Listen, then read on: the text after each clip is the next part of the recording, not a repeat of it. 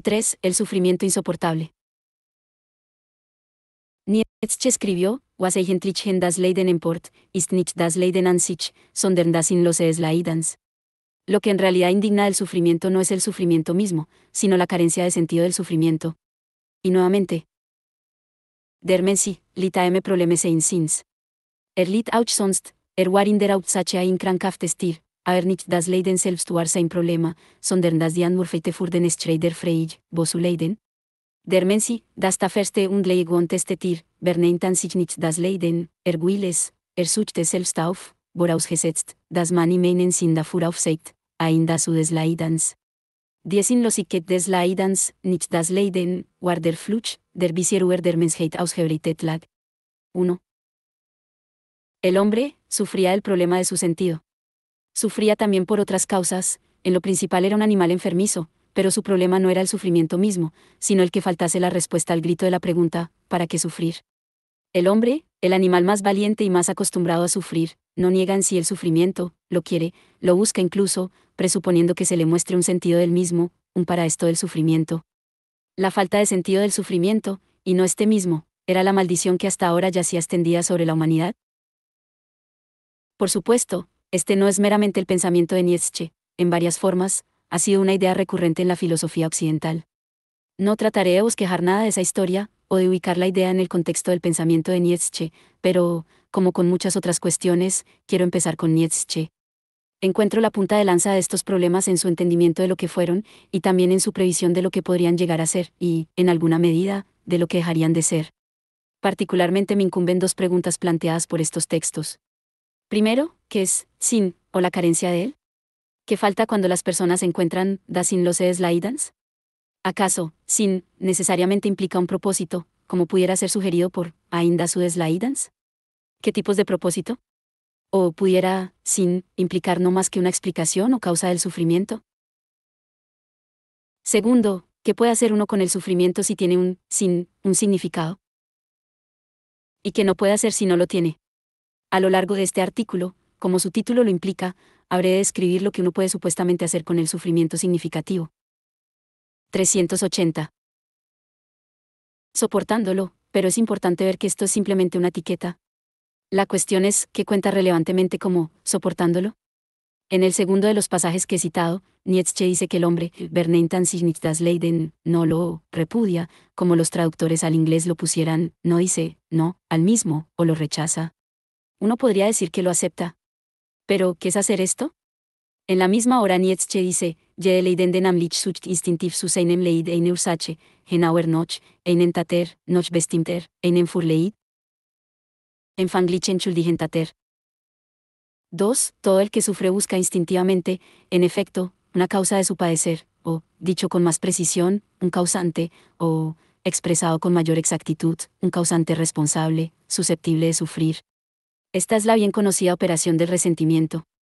Este proceso da, de un modo, un significado al sufrimiento, a saber, una causa o explicación de él, pero por sí mismo no lo hace más fácil de soportar. En particular, no reduce de ninguna manera la reacción a la indignación, que está naturalmente implicada por el empört en la primera cita que di. Por el contrario, encontrar una causa digna de ser culpada del sufrimiento de uno provee precisamente un objeto de la indignación. Lo que puede traer más alivio al sufrimiento es la elaboración adicional del resentimiento que yace en el castigo fantasioso de la causa agente. En tanto que este proceso hace más soportable el sufrimiento, es este significado adicional, la fantasía de venganza o retribución, la que lo hace. El mero reconocimiento de una causa, en particular una causa agente, no puede hacer esto, en vez de ello, hace que empeore el sufrimiento. Esto es muy obvio cuando la cualidad, insoportable, del sufrimiento es experimentada precisamente a través de reacciones de indignación o resentimiento.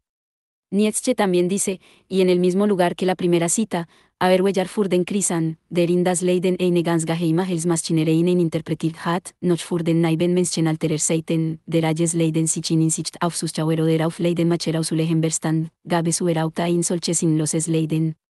Pero ni para el cristiano, que en su interpretación del sufrimiento ha introducido en él toda una oculta maquinaria de salvación, ni para el hombre ingenuo de tiempos más antiguos, que sabía interpretar todo sufrimiento en relación con los espectadores o con los causantes del mismo, existió en absoluto tal sufrimiento absurdo. Y también, jetzt ist gerechtfertigt, an des Anblick ein Gott sich erbaut, so.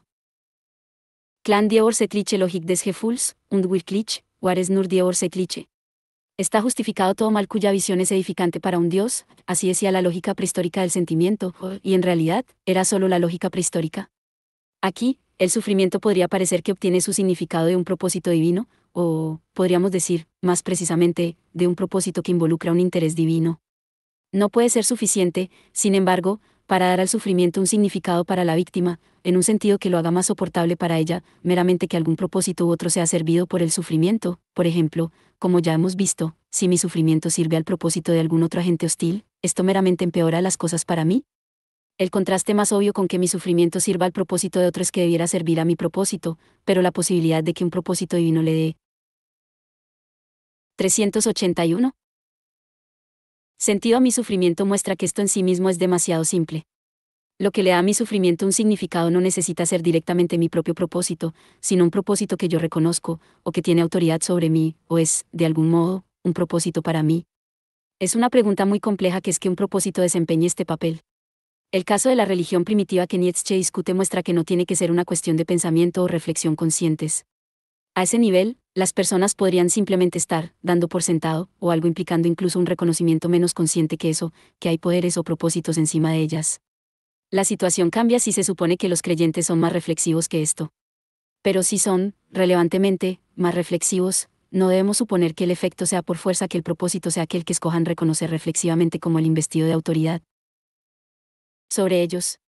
Hacer esa suposición es aceptar un ideal kantiano de autonomía, y con él una dicotomía entre la voluntad y el entendimiento, que en estas conexiones es errónea, ni en el caso de encontrar explicaciones, ni de considerar qué hacer, puede uno escoger qué es lo que tiene sentido para uno.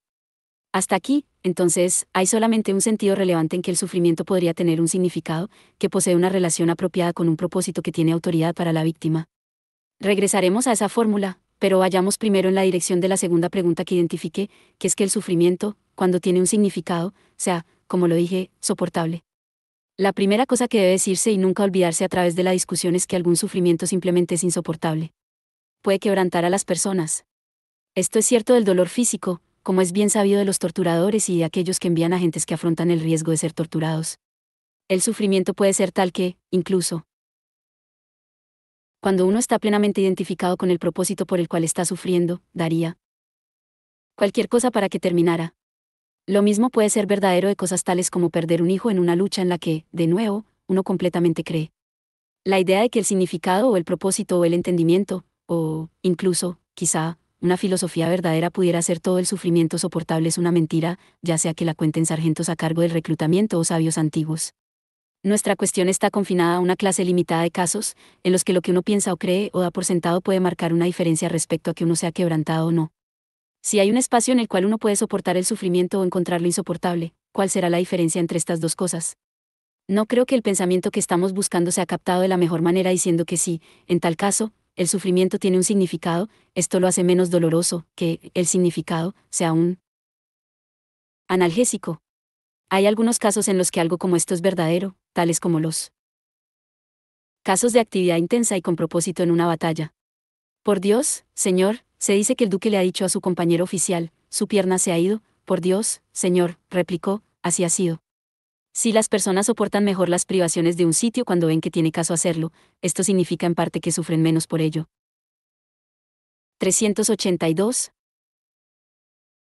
Pero la farmacología es una ciencia empírica, y, en la medida en que el significado es un analgésico para un tipo dado de sufrimiento, este será un asunto básicamente de índole contingente.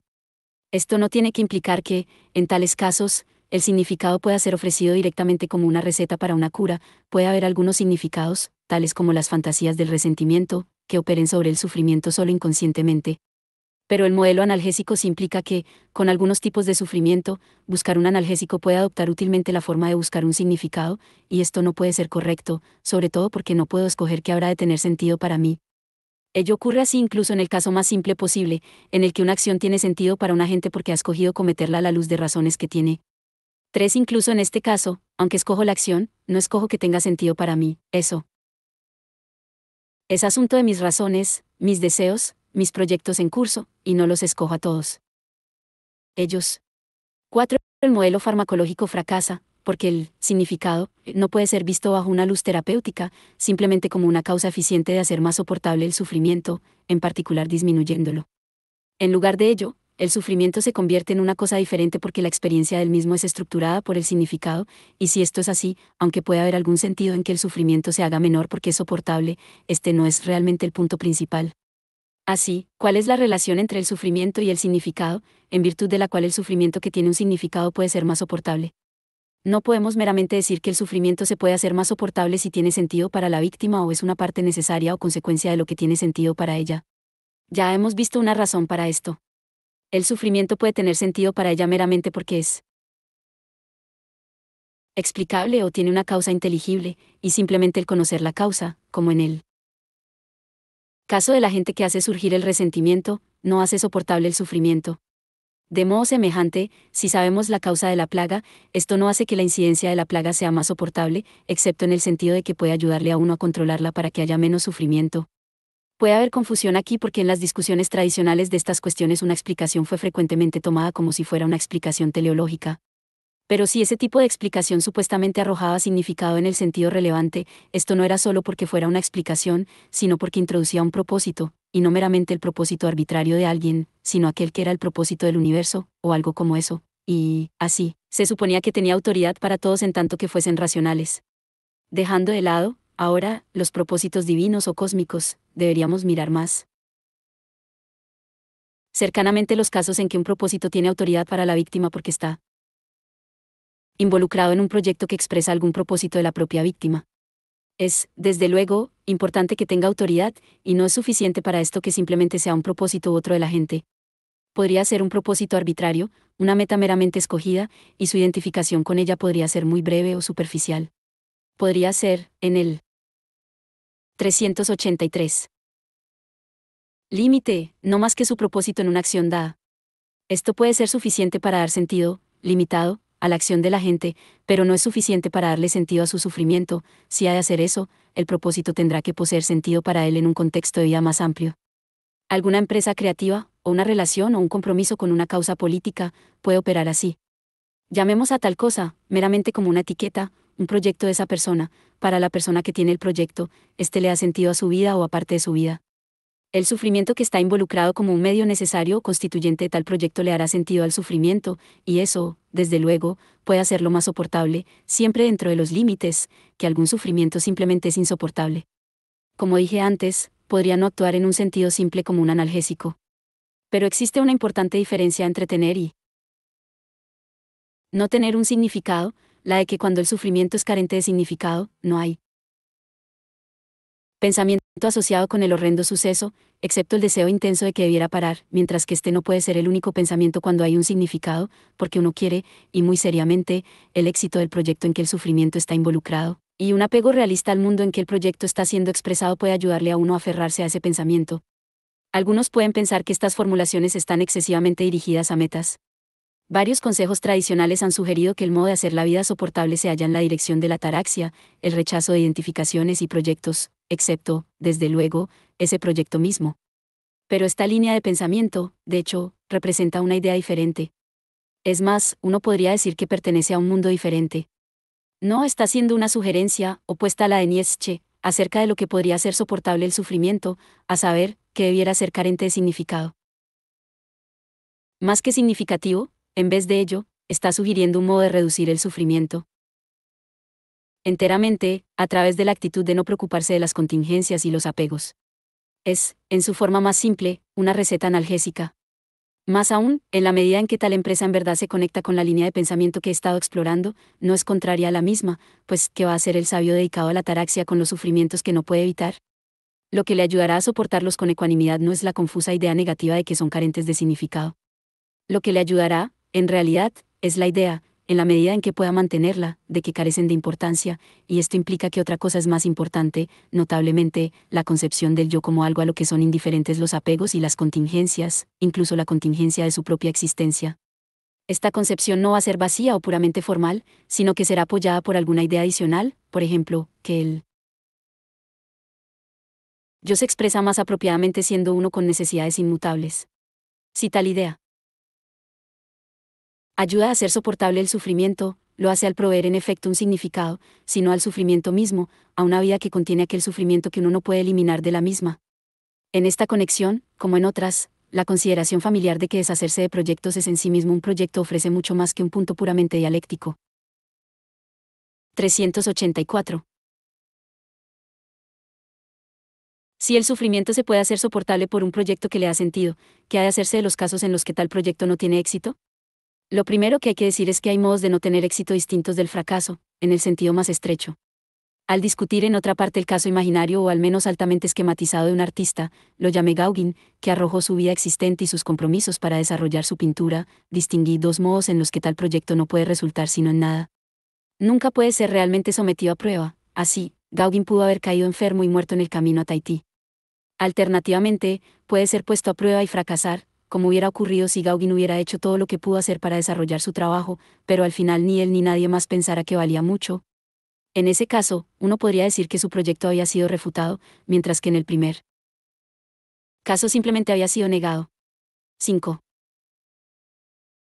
¿En cuál de estos casos, podemos más bien ingenuamente preguntar, hubiera sido su sufrimiento más soportable? Si es el significado lo que hace al sufrimiento más soportable, entonces, suponiendo, desde luego, que él es consciente de la negación, parece como si el caso de la negación debiera ser más soportable, porque el sufrimiento que experimenta si es consciente de que su proyecto ha sido irreversiblemente detenido no está relacionado con ese proyecto de un modo que le dé sentido al sufrimiento. El sufrimiento en el curso de una vida que tiene sentido no necesariamente tiene en sí mismo sentido, y podría haber una especial amargura en lo absurdo de que esa persona haya arrojado todo por el bien de una empresa que vino a detenerse de este modo carente de significado. En contraste, el sufrimiento asociado con la refutación de su proyecto parece en verdad tener sentido, en precisamente los términos en que el proyecto mismo tenía sentido. La respuesta, no, es, después de todo, una respuesta a la pregunta original. No obstante, seguramente el sufrimiento causado por el fracaso definitivo, por la refutación, podría ser más difícil de soportar. El claro sentido de que destruyó su vida y compromisos anteriores en aras de algo que firmemente ha sido mostrado como una ilusión podría resueltamente ser más doloroso que el sentido de que, después de todo, nunca había de saberlo. Vista de este modo, la conexión entre el significado y el que el sufrimiento sea soportable podría estar completamente equivocada. Pero no pienso realmente que esto sea así. El sufrimiento de la persona cuyo proyecto es refutado tiene significado solamente en el sentido inadecuado de que tiene una explicación que es provista por el fracaso del proyecto. Esto no implica que su vida ahora tenga un significado, fue precisamente el significado de su vida, estamos suponiendo, lo que fue destruido en la refutación del proyecto. No obstante, es ahora cuando está sufriendo. Una persona, en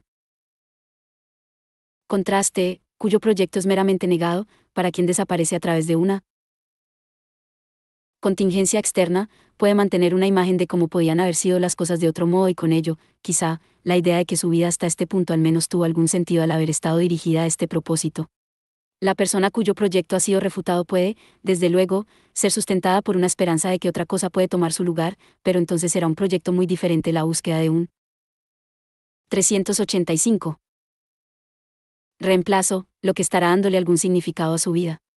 En ninguno de estos casos, o en ningún otro, está diciéndoles la filosofía a las personas que debieran sentir. Es sorprendente de cuántos modos ha tratado, y todavía trata, de hacerlo.